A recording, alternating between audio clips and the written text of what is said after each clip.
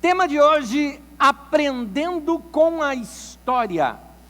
O tema seria a história deuteronomista, mas levaria um tempo para você entender a que me refiro. Coloquei aprendendo com a história. E eu começo numa leitura longa de Deuteronômio, no capítulo 30, do versículo 1 ao 20. Vou pular alguns versículos, mas eu estou usando nesta vez a tradução, nova tradução na linguagem de hoje. É por isso que eu coloco todos os textos na tela, para que todos acompanhemos com a mesma versão. Deuteronômio 30, de 1 a 20, acompanhe a leitura comigo, por favor. Diz assim o texto: Moisés disse ao povo: Eu já anunciei a vocês as bênçãos e as maldições que Deus prometeu mandar, quando Ele fizer cair sobre vocês os castigos, e vocês estiverem espalhados por todas as nações, onde Yahweh, o nosso Deus, os tiver jogado, vocês lembrarão daquelas bênçãos e maldições. Até aí, por enquanto, deixe-me explicar algo. Na história de Israel, vamos dar uma história muito resumida aqui dela. Você já conhece, povo cativo no Egito, saiu do Egito com Moisés, um tempo no deserto, através da liderança de Josué, tomaram posse da terra prometida. Na terra prometida se organizaram em clãs, em tribos, fizeram uma confederação de 12 tribos e viveram assim um tempo sem governo. Passado um tempo, o povo pediu um rei e vieram então os reis, Saul, Davi e Salomão. Depois de uma administração olhada por uns com muita glória, mas por outros como péssima, a administração de Salomão, o reino se divide numa revolta popular, dividindo-se entre reino do norte e sul, reino do norte Israel, reino do sul Judá. Ambos os reinos se desviaram dos caminhos do Senhor. Em Judá, alguns reis serviram a Deus, mas a maioria não, alguns serviram. No reino do norte, a Síria, um grande império que surgiu anos depois, os pressionou, os escravizou, os fez pagar tributos. Quando eles se revoltaram contra a Síria destruiu completamente o reino do norte, que era a capital Samaria, e aquele povo foi totalmente disperso. O reino do sul continuou por algum tempo, Judá, de onde vem o nome judeu. Judá continuou por algum tempo, mas eles também se desviaram dos caminhos do Senhor. A Síria perdeu guerra pela Babilônia. Babilônia dominou o mundo da época. Babilônia pressionou da mesma forma Jerusalém, que era a capital. Jerusalém por um tempo cedeu, por outro resistiu. Babilônia vem, destrói Jerusalém, pega a elite da cidade, principalmente o rei e aqueles que poderiam produzir alguma coisa lá na Babilônia, e os leva cativos para a Babilônia. Então, a nação agora, o principal da nação, os mestres da nação, os profetas da nação, estavam no chamado cativeiro babilônico. O cativeiro babilônico, que durou em torno de 50 e poucos anos, e não 70, como alguns pensam, é uma leitura errada daquele texto que fala dos 70 anos, depois nós vamos aprender isso mais adiante. Aquele povo que estava lá no cativeiro, parou para refletir sobre a história, sobre a vida. Por que viemos parar aqui? Imagina você, por exemplo, se você estivesse lá e você falasse assim: peraí, não estou entendendo. Nosso Deus nos tirou de uma terra onde nós éramos escravos, e agora nós estamos aqui de novo, mas numa terra estranha, e a tal terra prometida, e nós não éramos o povo dele. O que aconteceu? Os líderes, então, quando eu me refiro agora aos líderes da religião, os mestres da lei, no bom sentido da palavra, profetas, sacerdotes, homens que estudavam as escrituras, começam a ensinar para esse povo qual a razão de ter chegado lá.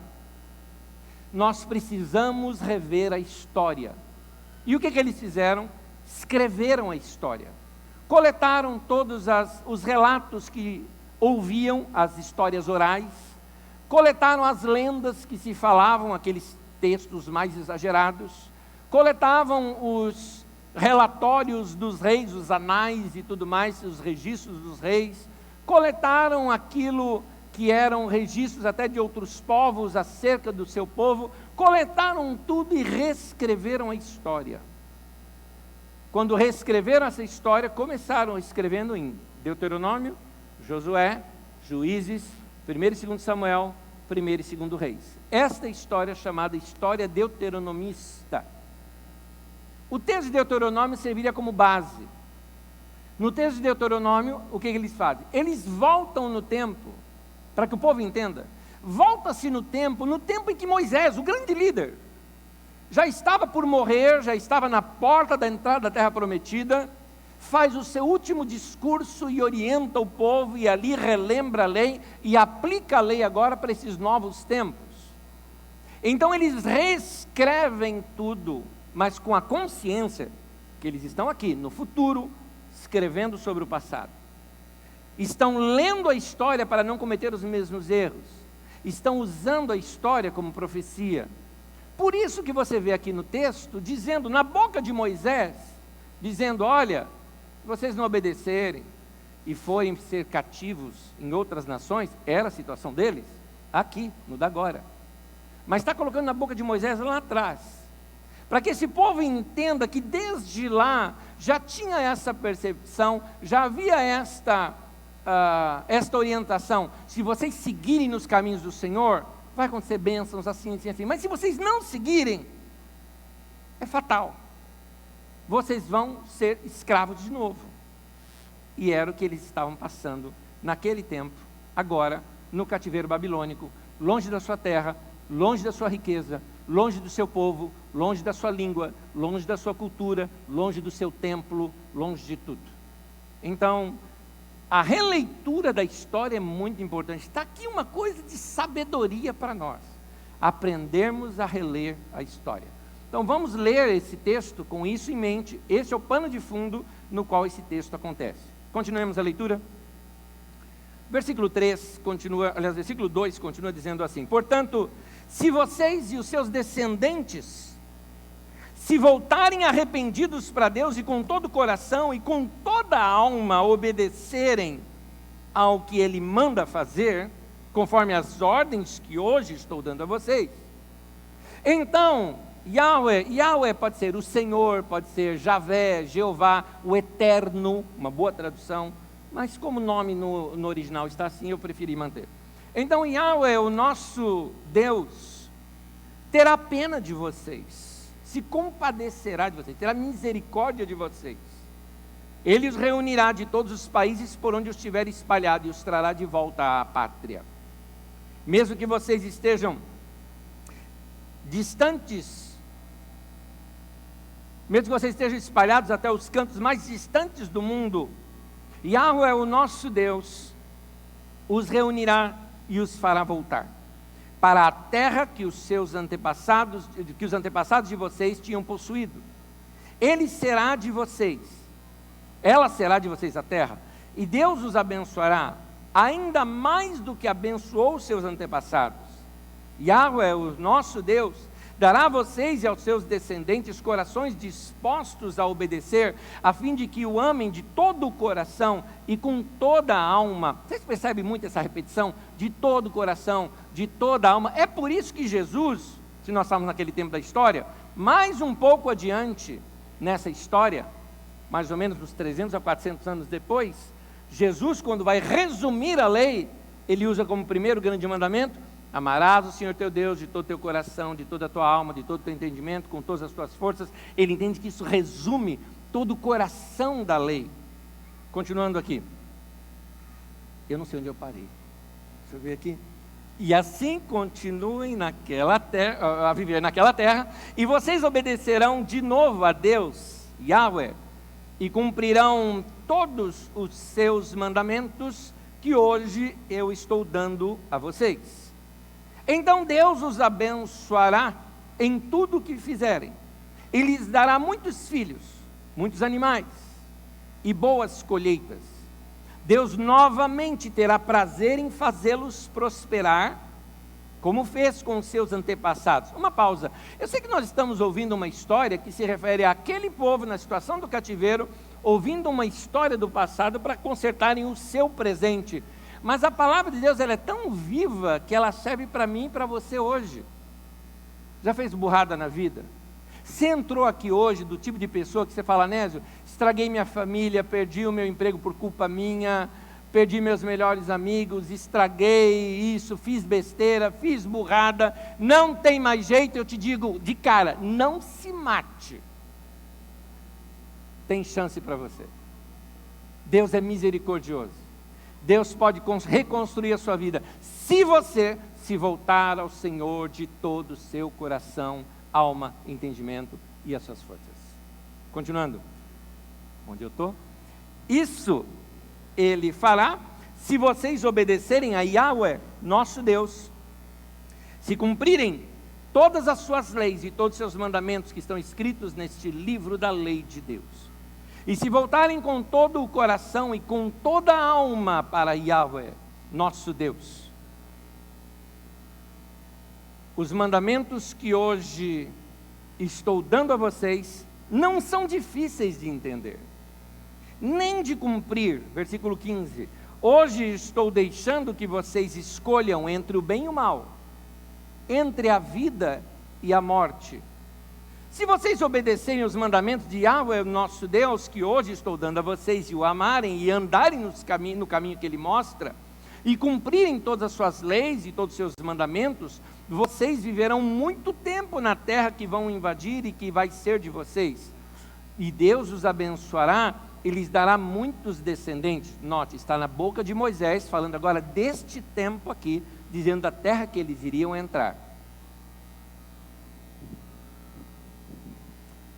Porém, eu lhes afirmo hoje mesmo que, se abandonarem a Deus, e não quiserem obedecer, e se caírem na tentação de adorar e servir outros deuses, nesse caso, vocês serão completamente destruídos, e não viverão muito tempo na terra que estão para possuir no outro lado do rio Jordão, que foi o que aconteceu com eles. Neste dia, chamo o céu e a terra como testemunha contra vocês. Eu lhes dou a oportunidade de escolherem entre a vida e a morte, entre a bênção e a maldição. Me chama a atenção nesse texto o fato de que Deus fala assim: eu dou a você a oportunidade de escolher entre a vida e a morte, entre a bênção e a maldição. Deus não está dizendo, eu decidi o destino da tua vida. Então, meu querido, se você está passando uma desgraça na tua vida, não diga assim, foi assim que Deus quis. Não. Desgraça ou maravilha na vida da gente, bênção ou maldição, vida ou morte, tem a ver com as nossas escolhas. É o que o texto bíblico está dizendo. Por isso é importante de ler a história, olhar para o passado, para se fazer as escolhas certas. Continuando. Escolham a vida, diz o texto bíblico, para que vocês e os seus descendentes vivam muitos anos. Amem a Yahweh, o nosso Deus. Obedeçam ao que Ele manda e fiquem ligados com Ele. Assim vocês continuarão a viver. E viverão muitos anos na terra que Yahweh Elohim, eu fiz questão de traduzir igual no original, para que vocês se lembrem que a expressão nosso Deus se refere a Elohim, um outro nome usado por Deus no passado, principalmente na época dos patriarcas, Abraão, Isaac, Jacó. O nome Yahweh só começa a ser chamado a partir de Moisés. Continuando. E viverão muitos anos na terra que Yahweh Elohim jurou que daria aos nossos antepassados, Abraão, Isaac e Jacó. Quando você lê a Bíblia Sagrada, entenda bem, a Bíblia Sagrada é um compêndio de 66 livros, e esse compêndio não foi escrito de uma só vez, é uma coletânea. Por isso a palavra Bíblia vem de uma coletânea de livros. Então, por isso biblioteca, por exemplo. A Bíblia Sagrada é uma biblioteca. Esses livros são muito antigos e nós precisamos aprender a relê-los, porque eles não são escritos com a nossa linguagem de hoje, ou com a nossa mente de repórter, não é? Que escreve ali ao vivo, está acontecendo aqui agora um dilúvio, estamos vendo um casal de tigres chegando nesse momento. Seria nos dias de hoje uma narrativa assim. Naquele tempo se trabalhava com outras figuras de linguagem, muitos textos são quase como que parábolas, muitos textos ainda usam formas de linguagem, de literatura que nós não utilizamos mais. Por isso é que aos domingos, aos poucos, eu tenho dado de pouco a pouco algum conhecimento para que a gente melhore a nossa forma de ler o texto da Bíblia Sagrada. Se você já leu o Antigo Testamento, ou se teve pelo menos a curiosidade de conhecê-lo um pouco melhor, já percebeu que os livros, na sua maioria, não estão também em ordem cronológica, mas eles estão agrupados. Alguns desses agrupamentos, por exemplo, nós temos 2 agrupamentos de textos que são históricos. Existem 2 compêndios de história bíblica de escolas diferentes, ou seja, de pensamento diferente, de lições diferentes que queriam tirar da história. É a história deuteronomista, que é a que nós estamos estudando. A história deuteronomista, coloque a tela para mim, por favor. Ela é composta destes livros, volte, acho que se tiver com efeito, você tira esse efeito, obrigado. Composta desses livros, Deuteronômio, Josué, Juízes, 1º e 2º Samuel e 1º e 2º Reis. Inclusive, em alguns textos antigos é chamado de 1º Reis, 2º Reis, 3º Reis e 4º Reis. Cada um desses textos revela uma parte da história para nós, mas eles são um compêndio, eles foram escritos lá, na época do cativeiro babilônico, para que aquele povo soubesse da história, desde Moisés até onde eles estavam e o porquê chegaram onde chegaram. Há um outro compêndio de história bíblica, a história cronista ou sacerdotal, que é o texto de 1º Crônicas, 2ª Crônicas, Esdras e Neemias. Então, o texto de 1º Crônicas e 2ª Crônicas traz uma história muito rápida de Adão até os reis, depois expande muito sobre os reis, mas narrando praticamente só sobre os reinos de Judá, e depois conta do cativeiro e o retorno do cativeiro, o que aconteceu, coisa que a história deuteronomista para, porque foi o momento em que ela foi escrita. O que aconteceu depois disso com Esdras e Neemias? Então é um outro compêndio de história. Por isso você vai encontrar histórias repetidas. Você vai encontrar a história de Davi em 1 Samuel e vai encontrar a história de Davi também lá em Crônicas. Por que isso? Porque foram escritos em épocas diferentes, com intenções diferentes, que nós também vamos estudar no futuro. Nesse momento eu vou me deter nessa história deuteronomista. O texto de Deuteronômio era a lei, é a base de tudo isso. Coloca-se ali na boca de Moisés toda uma lei, toda uma história, toda uma instrução de bênção, de maldição, de instrução básica de como eles deveriam viver. De fato, esses textos são textos antigos, muitos deles escritos até mesmo por levitas, onde eram instruções básicas do povo. Tem instrução de como eles viverem em sociedade, tem instrução de higiene pessoal, tem instrução de comida, tem diversas instruções de como aquele povo iria viver. Debaixo dessas instruções de Deuteronômio, se mostraria uma coisa importante: vamos amar a Deus de todo o nosso coração e seguir a sua lei, que vai dar tudo certo. O texto de Josué mostra o momento onde Moisés morre, e Josué agora vai liderar esse povo para tomar posse da terra do outro lado do Jordão. Eles estão de um lado do Rio Jordão, estão na Transjordânia, vão para a Cisjordânia nos dias de hoje.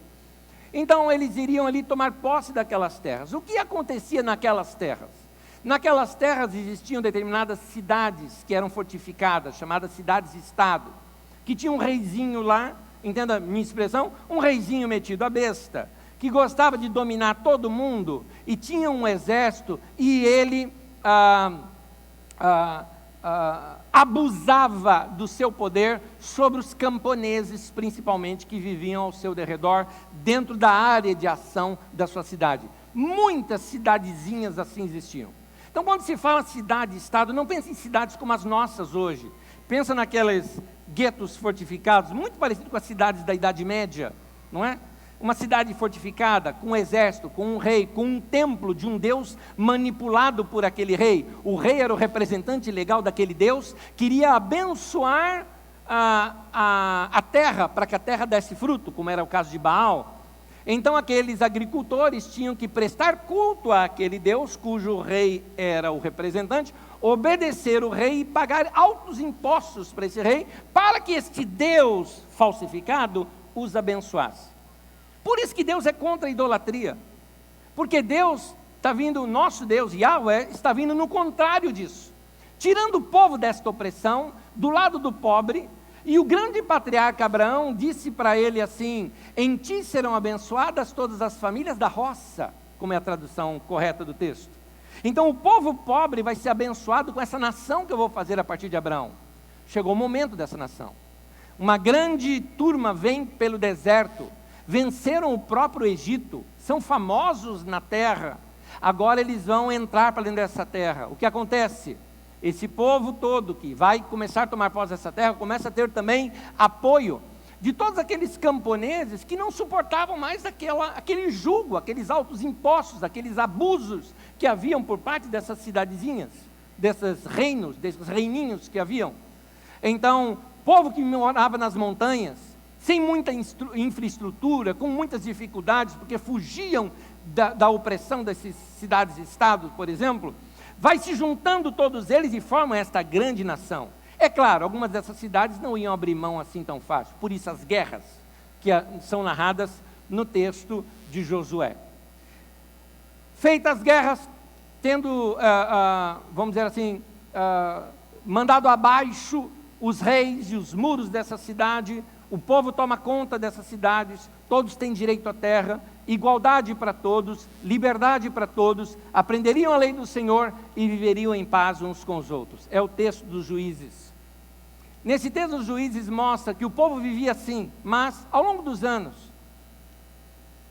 as pessoas deixavam, por exemplo, de dar seus dízimos, as suas ofertas, o que não possibilitavam os levitas que viviam daquilo, circularem pelas cidades, ensinando a lei do Senhor para o povo, porque eles não ensinavam, o povo não sabia a lei, porque não sabiam a lei, começavam a praticar coisas contrárias à lei, brigas entre si, problemas entre si. Por exemplo, na lei falava, ame ao próximo como a si mesmo, ou seja, eu vou dar a minha vida pela do meu irmão. Se eu estava numa determinada tribo e uma desses reinos vizinhos tentasse invadir a minha tribo, eu mandaria aviso para as outras tribos e juntariam todos os homens de todas as tribos de Israel e viriam batalhar juntamente comigo. Eu vou dar vida pelo meu irmão, eu vou ajudar o meu irmão. E assim eles se livravam dessas tribos. Não precisavam pagar impostos para sustentar exército, porque eles iam lá, batalhavam, venciam, dividiam-se os despojos, cada um volta para sua casa e volta para sua família. Não precisa se pagar impostos para isso. Era assim que viviam. Mas aconteceu o quê? Nesse tempo dos Juízes? O povo não praticava mais a lei. Uma determinada tribo começa a ser invadida por um povo vizinho. Mandam um recado, nos ajudem. Os caras falam, se vira. O povo vizinho vem, rouba-os bastante, saqueiam suas riquezas, começam a ficar oprimidos, e aí começam a servir outros deuses, começam a se desviar dos caminhos do Senhor, começam a abandonar os caminhos de Deus, porque não tinham levitas lá ensinando, não estavam mais ensinando a lei do Senhor, e o povo se desvia. Porque se desvia, essas cidades e estados mais fortificadas, vizinhas deles, que não haviam sido destruídas, começam a dominar sobre eles.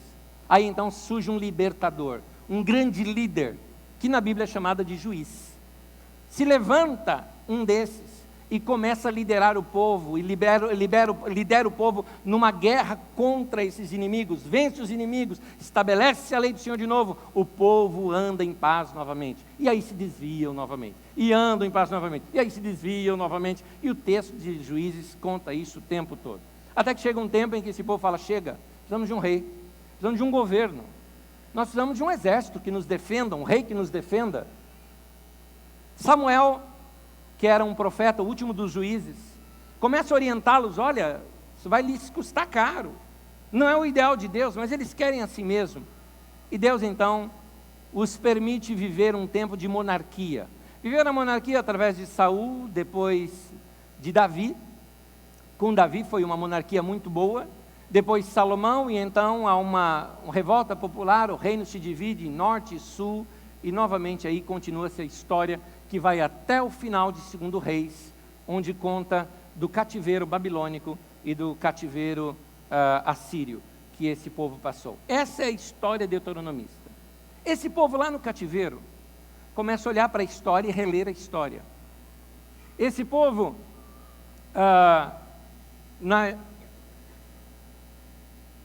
nessa história deuteronomista, os autores dela, os mestres da época, os profetas da época, tentam explicar para aquele povo exilado o que aconteceu, que os levou para o cativeiro babilônico. Então eles usam como base o Deuteronômio, a aliança. Diz, é porque nós desobedecemos aquela aliança que tínhamos com Deus.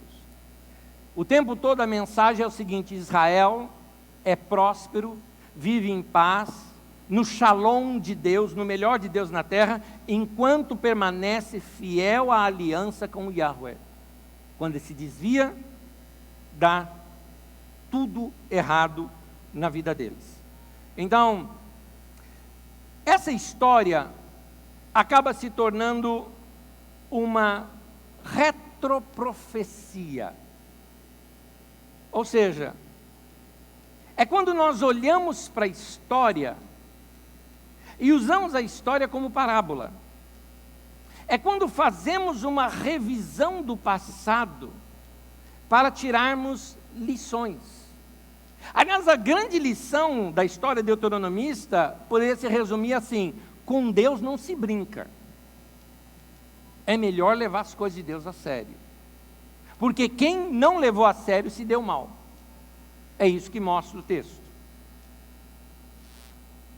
Nas ciências nós estudamos isso como historiosofia. Historiosofia é quando você não olha somente a história, mas você tenta responder perguntas de porquê, qual o propósito, como aconteceu. Como eles eram mestres, eram homens, profetas, gente que queria dar visão de Deus para o povo, eles olham para a história para dela tirar lições e que esse povo não cometa mais os mesmos erros que foram cometidos no passado. Trazendo para nós, eu pergunto, e nós? Será que nós não temos histórias e lições para tirar para a nossa vida? Pare para pensar um pouquinho quem é você. Você é o resultado das coisas que você passou. As experiências que você teve, elas formaram você. Uma análise da nossa história nos ajuda muito na busca do autoconhecimento. É um bom caminho isso. As experiências que você teve ajudaram a formar quem você é. Cada um de nós é formado por experiências diferentes. Algumas delas foram as nossas escolhas. Outras estavam além do nosso controle. Sofremos. Por exemplo, vamos pensar aqui nas experiências que formaram a sua vida. Experiências familiares. Experiências de relacionamentos. É claro que as pessoas têm forte influência na nossa vida. Normalmente as pessoas sempre falam que a gente se parece com alguém, não é? Ah, você parece seu pai, parece a sua mãe, não é? Ah, isso seu é daquele seu professor. Olha, isso daqui é daquele seu pastor. Eu me lembro, às vezes eu falo isso com a minha esposa, de vez em quando nós estamos conversando assim, e ela tem aquela sacada de sabedoria, assim, eu falo, meu Deus do céu, estou vendo o Jamê aqui, que é o nosso pastor, né? Eu falei, é o Jamê de saia aqui na minha frente agora. É a influência do pensamento sábio de alguém sobre a vida da pessoa. Nós temos todos também experiências educacionais.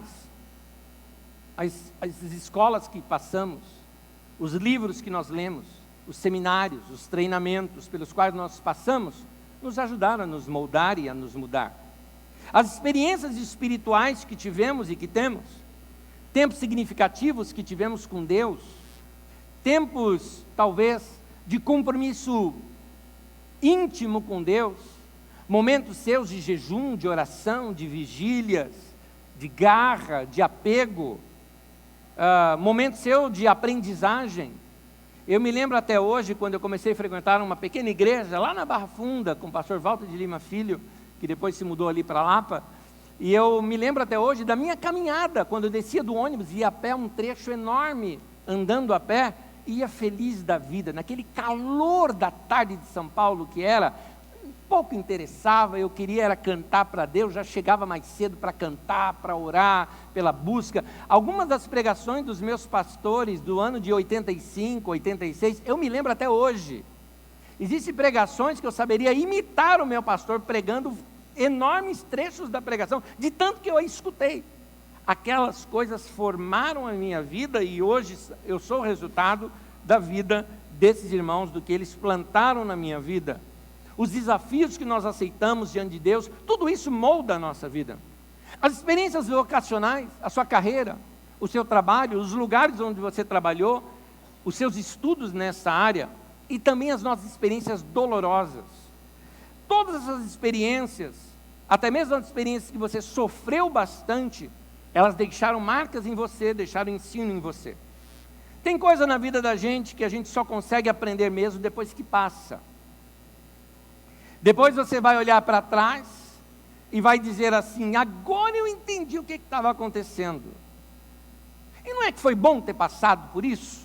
quando a gente olha para trás, a gente está no momento da história e olha para a história, era isso que tinha acontecido. Nesses momentos de dificuldade na vida da gente, o nosso caráter é moldado, ele é trabalhado.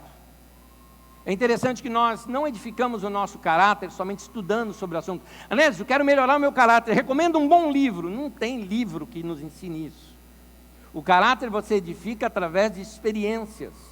Quando você faz as escolhas certas e está sendo tentado a fazer a escolha errada. Está entendendo? No momento em que você olha, o caminho melhor é esse, e eu estou sendo tentado a ir por esse, mas eu decidi ir por esse, é nesse momento em que o nosso caráter ele é formado. Romanos 5, versículo 3 e 4 diz: mas nós também nos gloriamos nas nossas tribulações, porque sabemos que a tribulação produz perseverança, e a perseverança um caráter aprovado. O que é que vai produzir em você um caráter aprovado? São os sofrimentos, são os problemas, são as tribulações. Alguns exemplos para você. Integridade, por exemplo. Integridade, ela é aprendida quando você faz as coisas certas, mesmo quando é muito mais fácil fazer as coisas erradas. E você está tentado a fazer a coisa do jeito errado, porque é mais fácil. Está rolando pela internet um vídeo muito interessante, eu vou postar essa semana, tenho ele aqui no meu desktop, mas vou postar depois, talvez hoje. Não é novo, eu já vi isso algum tempo atrás, é que revi essa semana.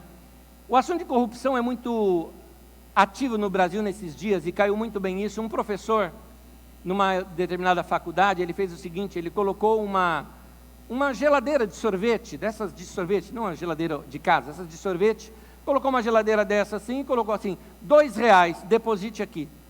Então tem uma urna do lado, não tem ninguém para cobrar, ninguém vai saber se você pagou ou não, é a sua consciência. Você abre, pega o sorvete e deposita R$2 na urna, e só isso. Isso era para ensinar os alunos sobre integridade e como acabar com a corrupção. No final daquilo ele faria as contas, quantos sorvetes foram pegos e quanto de dinheiro nós temos. E depois colocava para todos. Claro, teve ali uns 5% ou 10% que levaram o sorvete e não pagaram nada. Mas o grande desafio para aqueles alunos era, vamos acabar com a corrupção. Porque a corrupção a gente vê nessas pequenas coisas. A integridade nossa, ela é trabalhada quando nós temos a oportunidade fácil, ninguém está vendo, de fazer alguma coisa. Esses dias eu conversei com uma pessoa, o papo não era cristão, nem ele sabia que eu era cristão, não tinha nada de igreja, ele não sabe que eu sou pastor. Um cara simplesmente falando comigo, estava exatamente num determinado local, onde puxamos um assunto, e ele falou comigo alguma coisa assim, falou, rapaz, assim, com esse calorzão, né, vou tomar mais uma agora. Eu tomei uma agora há pouco, né, e não deu ainda, estou precisando tomar mais uma. Eu falei, você veio de carro? Ele falou, vim de carro, sim. Eu falei, você bebeu e dirigiu? O cara falou, não, assim, eu vim por dentro, não tem perigo. Eu falei, não tem perigo do quê? Da polícia te pegar? Não tem perigo da polícia, mas não estou falando da polícia te pegar. Não estou falando disso. Eu estou falando do perigo que você causou para gente inocente, cara. Não, uma não sobe para mim. Eu falei, não interessa. Se beber, não dirija. Isso é uma regra para todos nós, que serve para você. Desculpa se eu estou sendo chato, nem te conheço, não sei nem seu nome, não sou nem teu pai. Mas você poderia ter batido no meu carro e me matado. Você poderia ter matado meu filho, poderia ter matado a minha esposa. Por causa de uma coisa que você não consegue controlar. Não, você está certo. Eu falei, por favor, pratica isso, você está certo. Nem falei para ele que eu sou pastor, porque senão ia pegar mal. Ia falar, esses crentes, né? Ia falar que é crente. Mas você vê, se o guarda não está vendo, pode. Nós aprendemos integridade quando a gente tem chance de fazer o que é certo, tem chance de fazer o que é errado, mas escolhemos fazer o certo, mesmo que ninguém esteja vendo. Nós aprendemos perseverança quando você continua a fazer, mesmo quando tudo em você quer desistir. Aí nós aprendemos perseverança. Quando tudo fala, desista, você fala, não vou desistir. Você aprende perseverança debaixo de sofrimento. Você aprende responsabilidade quando você mantém os seus compromissos, mesmo que isso lhe custe muito caro, simplesmente porque você falou que faria. Aliás, a Bíblia fala que o homem de Deus, o homem segundo Deus, o justo, ele mantém a sua palavra mesmo com dano próprio. Eu falei que eu ia pagar tal coisa, eu vou pagar. Não, eu falei que eu ia fazer tal coisa, eu vou fazer. Eu falei que eu vou fazer porque eu dei a minha palavra, eu vou honrar a minha palavra, mesmo que eu tenha toda aqui a chance de não fazê-lo. Se você me permite, eu quero ser muito rápido aqui e mostrar alguns passos que podem ajudar você a tirar o melhor proveito das experiências que você passa na sua vida e crescer. Primeiro, reflita sobre o que você passou e tire boas lições. Aprenda a pensar. Aprenda a refletir sobre as coisas que você passou. Entenda a minha expressão. Não viva apenas, não vai com a vida levando. Pense sobre a vida. Pense sobre o que você fez. Reflita sobre o que você fez. É em Gálatas 3:4 que diz assim: será que as coisas pelas quais vocês passaram não serviram para nada? Não é possível. Mesmo que elas sejam boas ou más, o que não funcionou naquela experiência? O que eu não gostei? O que eu fiz de errado? Pare para observar as suas experiências. A experiência não examinada é uma lição desperdiçada. Deuteronômio diz, em Deuteronômio 11:2, pensem hoje na grandeza de Deus e naquilo que aprenderam a respeito do seu poder e da sua força. Note, pensem naquilo que vocês aprenderam. Reflitam. Então, como é que você tira o maior proveito das suas experiências na vida? Examinando-as. Extraia as lições que você aprendeu. Se possível, registre em algum lugar. Se isso você puder, para que tempos depois você reveja aquele momento e fala: aprendi algo aqui. Porque se eu esquecer aquela lição, eu vou ter que passar de novo por ela e eu não quero passar. Eu já aprendi, eu sofri. Para que eu vou sofrer de novo? Então eu quero aprender com as lições, aprender com os sofrimentos que já tive na minha vida. Segundo, seja sábio. Aprenda com as experiências dos outros. Já é quase um provérbio meu que eu digo assim: o teimoso dá cabeçada e não aprende. O inteligente aprende com as suas próprias cabeçadas, mas o sábio aprende com a cabeçada dos outros. Então seja sábio. É sábio aprender pela experiência, é inteligente aprender com a experiência. Eu passei ali, bati a cabeça, aprendi. Mas é muito mais sábio eu aprender com a experiência dos outros. Eles passaram ali, bateram a cabeça, eu não preciso passar. Vou aprender com a experiência dos outros. Você não tem tempo suficiente na sua vida para aprender todas as lições por experiência própria. É preciso aprender com as experiências dos outros. Não tem tempo suficiente na vida para isso. Então você tem que aprender com as experiências dos outros para que a sua vida seja mais leve, para que você não precise dar tantas voltas que muitas pessoas comumente dão em suas vidas. Provérbios 27, no versículo 17, diz assim: as pessoas aprendem umas com as outras, isso está na Nova Tradução na linguagem de hoje, assim como o ferro afia o próprio ferro. Como você pode aprender de outras pessoas? Um dos grandes segredos de como aprender de outras pessoas é aprender a fazer as perguntas certas. Você pode aprender de qualquer pessoa, se você sabe quais são as perguntas que você precisa fazer para aquela pessoa. Se você faz perguntas, você pode extrair sabedoria das pessoas. Atribui-se ao filósofo grego Sócrates, para quem estudou um pouquinho de filosofia, estou me referindo à chamada maiêutica, uma ideia é o seguinte: Sócrates diz assim: melhor do que saber dar boas respostas, é importante saber fazer boas perguntas. Não é o cara que jogou no Corinthians, é outro cara. Você precisa aprender a explorar a experiência dos outros. Faça boas perguntas. Nós aprendemos uns com os outros. Nós temos um problema na nossa sociedade: nós não paramos para ouvir os outros. Por isso não fazemos perguntas, porque não queremos ouvir os outros. Já percebeu que normalmente as pessoas só querem falar, ninguém pergunta para o outro e não para ouvir o outro, só quer dizer a sua opinião? Isso é um problema sério. Você nota, por exemplo, vamos lá, você chega, está num lugar, por exemplo, conversando com alguém, e a pessoa está, legal, e você tem família? Sim, sim. Vamos lá, eu estou falando, por exemplo, sim, eu tenho um filho de 22 anos de idade, ele faz faculdade, eu tenho também um de 13, que é um adolescente, muito legal os dois, a pessoa já vai me interromper e falar, não, eu também tenho um filho de 24 anos, sabia? O meu 24 anos, menino, vou te contar um negócio, aí me interrompe, não quer me ouvir, não deixa a gente contar. É interessante como as pessoas elas têm necessidade de falar. Se você fala, por exemplo, eu estou passando um problema, eu estou enfrentando uma doença séria e estou no tratamento médico. Ih, rapaz, eu também, sabia? Tenho ido bastante no médico e tal. E começa a contar dos remédios que está tomando, o que está fazendo, e não te ouve.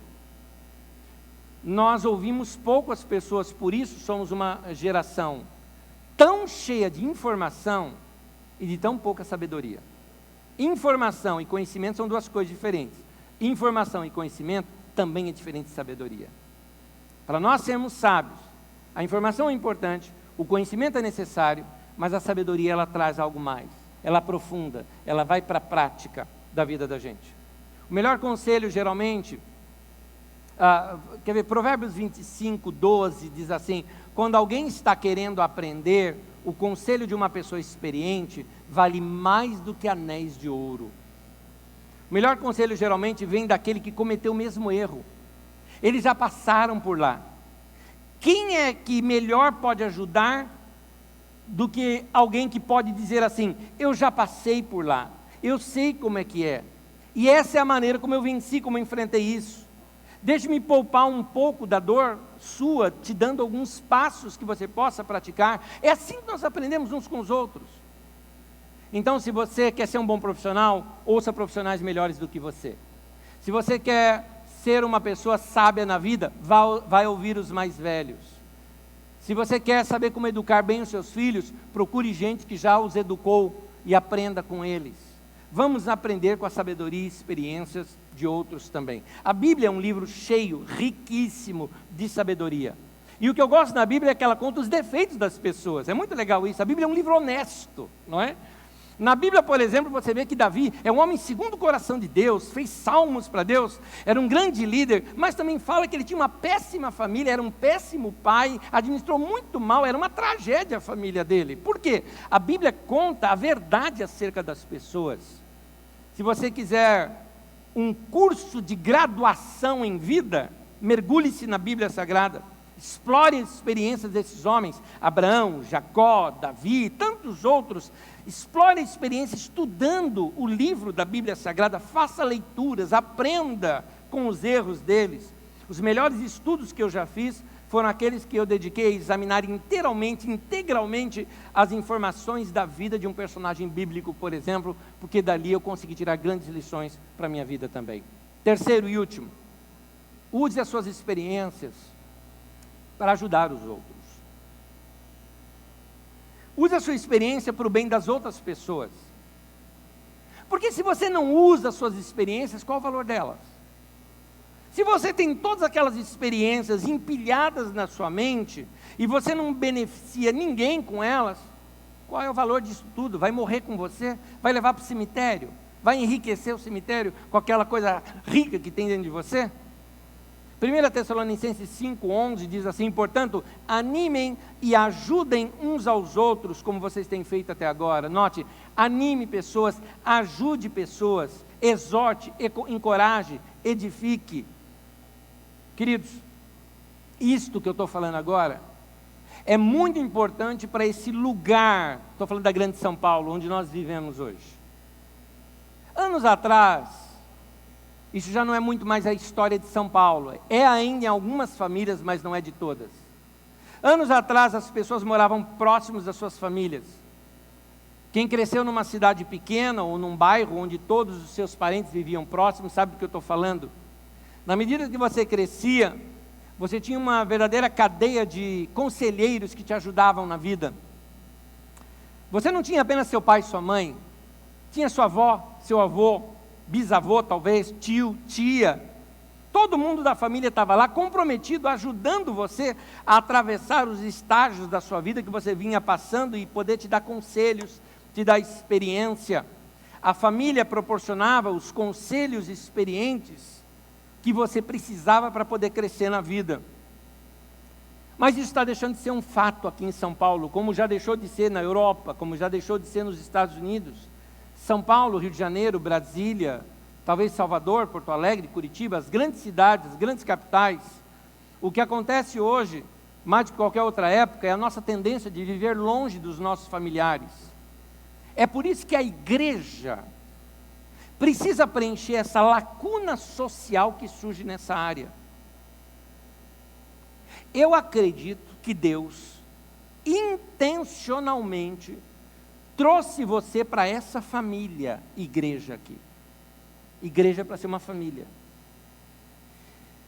Porque você tem algo para oferecer aqui, e também tem algo para aprender com os irmãos que estão aqui aí ao seu lado.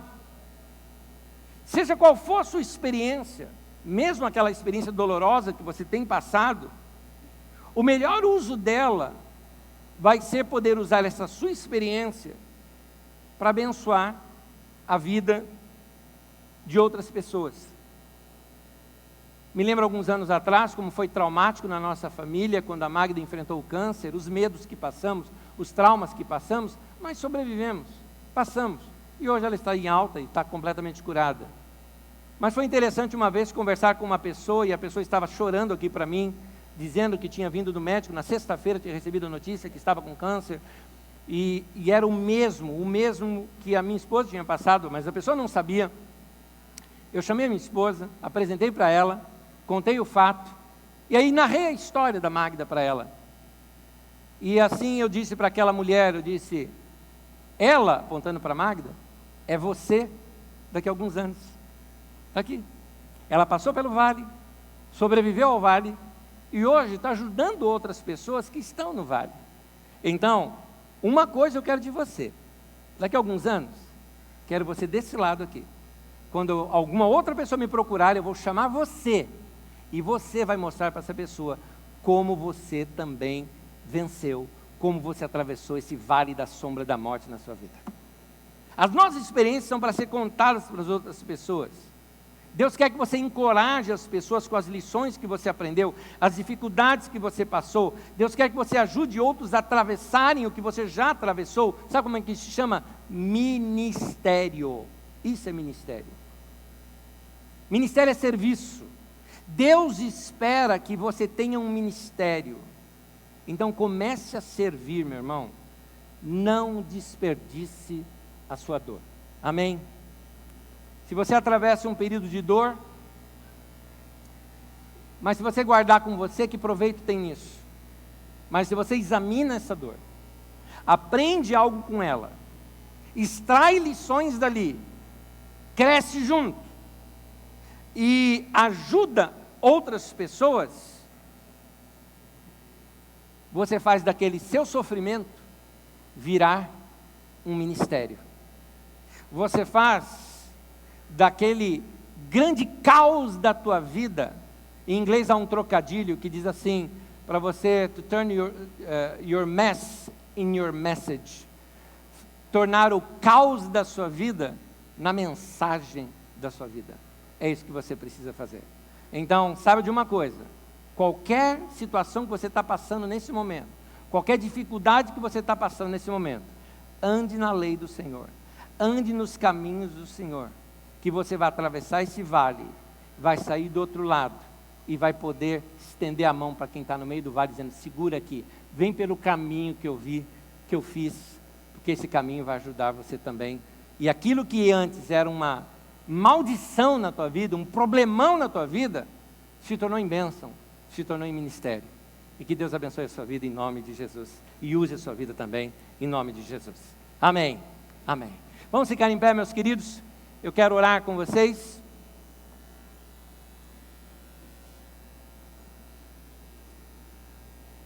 Eu quero dizer para vocês, qualquer problema na tua vida pode se tornar em bênção. Até mesmo crises, e até gente chata. Jesus nunca iria para a cruz, sim, Deus faria de outra maneira, entenda bem, mas segundo a história que nós temos, Jesus não iria para a cruz se não tivesse um Judas no caminho dele. O Judas, que era para detonar Jesus, levou Jesus para o centro da vontade de Deus. Sem a cruz não haveria ressurreição. Sem a ressurreição não haveria igreja. Nem eu e você estaremos aqui hoje. O Golias, na vida do Davi, foi o inimigo que o levou para o trono, para o melhor de Deus na vida dele. Meu irmão, seja qual for o problema que nós estivermos passando, se nós soubermos olhar esse problema pela ótica correta, nós vamos ser apressados, na verdade, para o melhor de Deus, para a vida da gente. Depende de como nós reagimos. É por isso que Deus fala assim: eu coloco diante de você bênção e maldição, a vida ou a morte, escolhe. São as suas decisões nesse momento que vão determinar onde você vai chegar. Se você vai chegar numa terra próspera ou se você vai chegar numa terra de cativeiro. Vamos tomar as decisões corretas, que Deus nos dê sabedoria. Quero orar com vocês. Oremos. Senhor, no nome de Jesus, peço-te graça sobre a vida de cada um dos meus irmãos. Que o Senhor os fortaleça, que o Senhor os sustente, que esse meu irmão que tem passado por problemas e necessidades e tribulações nesses dias, seja hoje encorajado por essa mensagem, a ouvir o Senhor e a andar nos seus caminhos, custe o que custar. Que o Senhor os leve para o melhor do Senhor, para uma boa terra que mana leite e mel. Que cada um dos meus irmãos experimente esse melhor do Senhor. Que o Senhor os fortaleça e que no futuro sejam eles grandes profetas, grandes pregadores, homens e mulheres úteis na vida de outros com as suas experiências que têm passado. Que a boa mão do Senhor esteja sobre nós nessa semana. Que saibamos olhar para a história da nossa vida e para a história da Bíblia com uma grande parábola, uma grande lição para as nossas vidas. Em nome de Jesus. Amém e amém.